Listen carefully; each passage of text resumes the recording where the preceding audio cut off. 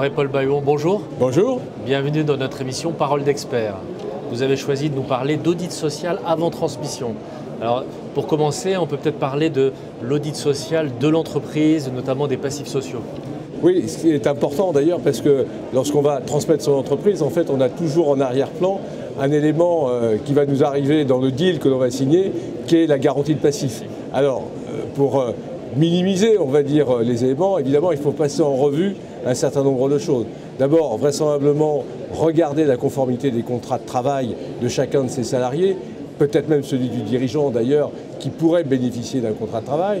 Deuxième élément, c'est de regarder tous les accords, la réglementation qui peut exister sur les éléments contractuels faits dans l'entreprise, pour l'épargne d'entreprise ou autre chose, pour bien voir si on est bien en conformité avec les déclarations unilatérales de l'employeur et tous ces éléments-là. Le deuxième élément ou le troisième élément, c'est de voir la conformité aussi des rémunérations du dirigeant. Est-ce qu'il y a bien eu une autorisation juridique qui a été formulée? Et puis, on va aller sur l'ensemble des autres contrats, retraite surcomplémentaire, mutuelle, avantages qui ont pu être donnés à quelques catégories de salariés, sur lesquels il va falloir qu'on s'apesantisse un petit peu, parce qu'il peut y avoir, je dirais, des effets retard qui peuvent arriver. Un dernier point qui est important aussi, c'est bien de comprendre ce qu'il y a comme indemnité de fin de carrière. On sait que les indemnités de fin de carrière rentrent en général dans l'augmentation du passif lorsque l'on va déterminer le prix. Alors on a deux solutions à ça. Soit on considère véritablement que ça fera partie un jour, dans le cadre de la transmission, de cette augmentation du passif et on l'accepte, soit lorsqu'on a des marges bénéficiaires, on peut constituer une réserve externalisée. En définitive, on a de très bons assureurs pour ça, qui ont des très bons contrats et qui permettent des contrats IFC, je voulais dire, indemnité de fin de carrière, et qui chaque année nous permettent cette actualisation. C'est un placement aussi quelque part, puisque en définitive, on a une revalorisation des cotisations que l'on a fait. Et lorsqu'un de nos salariés s'en va à la retraite, eh bien, il y a ponction sur cette réserve. C'est assez formidable quand même quelque part. Et en plus, c'est déductible fiscalement, ce qui ne gâche rien. Donc, il faut regarder et peigner tous ces éléments-là, aller dans le détail, bien évidemment. Faire attention aussi aux bulletins de paye. Les bulletins de paye, ce sont des éléments qui peuvent être source d'ennuis pour le futur, notamment les catégories, la conformité à la convention collective. Et puis, en définitive, livrer, je dirais, l'entreprise avec, exempt de tout conflit social.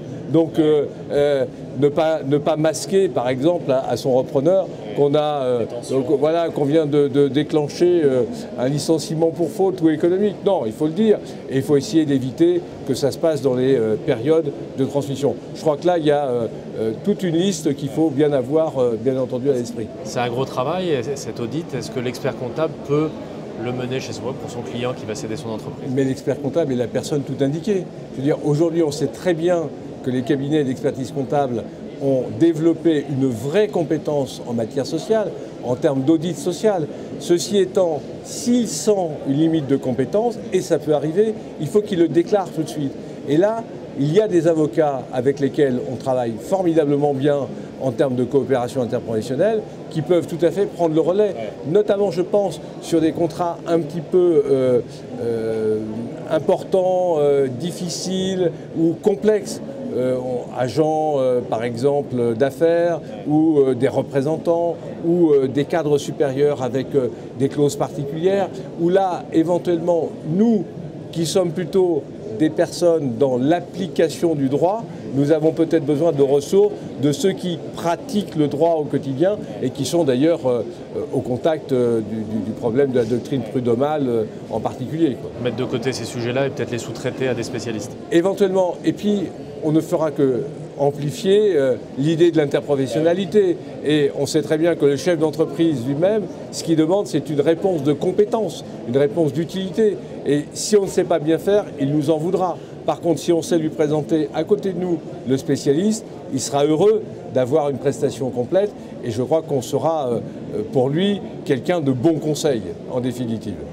Autre question aussi à traiter avant la transmission d'entreprise, c'est celle du patrimoine social du dirigeant et notamment en termes de retraite, ses droits à une retraite. Alors ça, c'est un autre point qui est plus lié à la personne du dirigeant, qui est extrêmement important. Souvent, les dirigeants sont sous forme sociétale et n'ont pas le bénéfice d'un contrat de travail. C'est un problème au demeurant. Alors certains le sont et rentreraient dans la catégorie des salariés, mais beaucoup ne peuvent pas en avoir.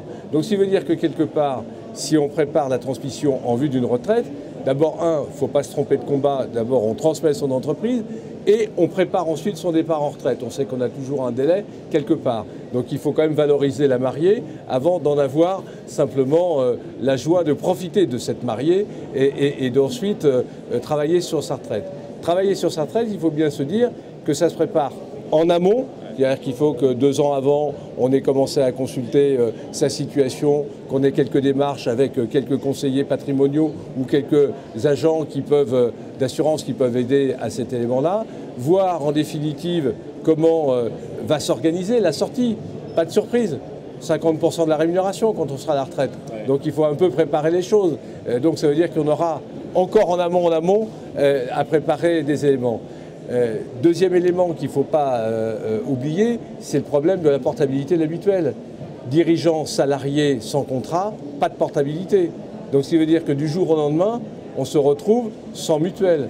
Or on sait très bien, quel que soit l'âge, que l'importance des frais de santé est importante pour le bien vivre. C'est-à-dire à la fois intellectuellement, qu'on ne soit pas encombré de la difficulté de pouvoir se soigner et en même temps de pouvoir être soigné tout à fait correctement.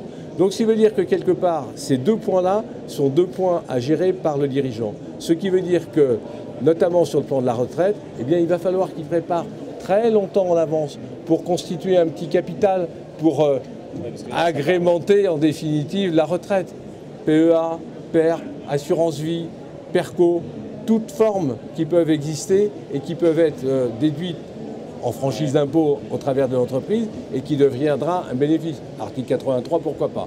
Et puis Pacte est en train de modifier les lignes avec des sorties en capital éventuellement. Sommes-nous d'accord, ne sommes-nous d'accord, peu importe. Ça apportera de la souplesse. En tout cas, ça va vraisemblablement bousculer les habitudes. Voilà, il y a ces 2 versants-là. L'entreprise d'un côté sur lequel il ne faut pas se faire prendre en matière de garantie de passif et avoir bien préparé. Et puis du côté dirigeant, eh bien, il faut penser que lorsque l'on part, et que l'on part définitivement, eh bien, il faut préparer aussi son départ et faire son propre audit. Et au total, ça fait beaucoup de préparation en amont de la transmission. Bien sûr, mais la transmission, c'est un projet. Donc, s'agissant d'un projet, eh bien, il faut le construire, lui donner du corps et lui donner un aboutissement. Et l'aboutissement, c'est la transmission. André-Paul Baillon, merci. Merci beaucoup.